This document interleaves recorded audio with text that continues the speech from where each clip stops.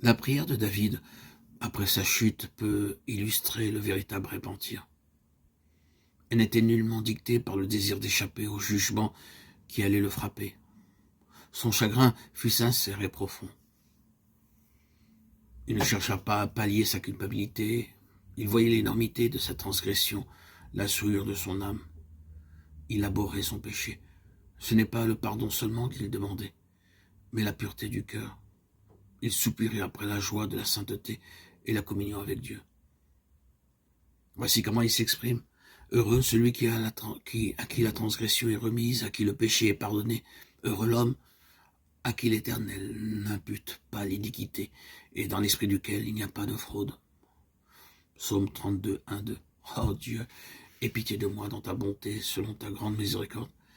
Efface mes transgressions, car je reconnais mes transgressions, et mon péché est constamment devant moi. Purifie-moi avec l'hysope, et je serai pur. Lave-moi, et je serai plus blanc que la neige. Ô Dieu, crée en moi un cœur pur. Renouvelle en moi un esprit bien disposé, ne me rejette pas loin de ta face. Ne me retire pas ton Esprit Saint. Rends-moi la joie de ton salut. Et qu'un esprit de bonne volonté me soutienne. Ô Dieu, Dieu de mon salut, délivre-moi du sang versé. Et ma langue célébrera ta miséricorde. Psaume 51, 3, 16. Il n'est pas au pouvoir de l'homme de parvenir à une telle repentance. On ne le reçoit que du Seigneur. Or, c'est précisément ici que plusieurs sont dans l'erreur, ce qui les prive de l'aide que Dieu désire leur accorder. Ils pensent ne pas pouvoir venir à Jésus avant de s'être repentis et croient que la repentance prépare au pardon des péchés. Il est vrai que la repentance précède le pardon, car seul un cœur humilié et contrit éprouve le besoin d'un sauveur.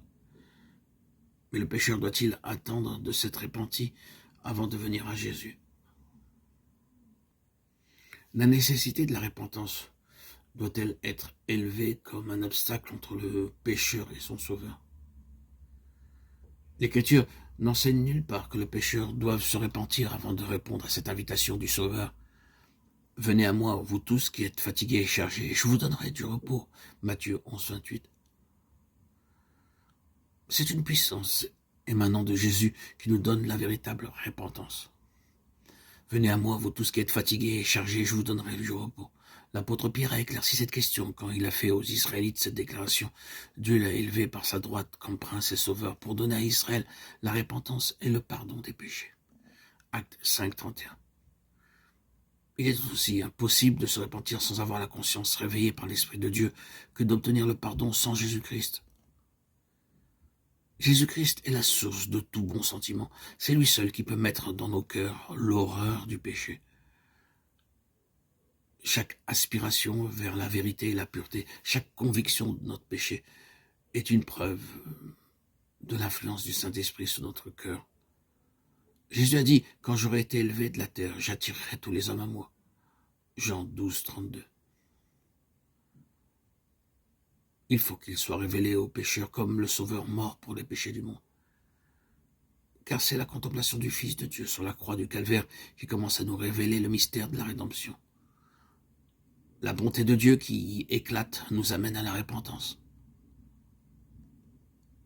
En mourant pour les pécheurs, le Fils de Dieu a manifesté un amour incompréhensible.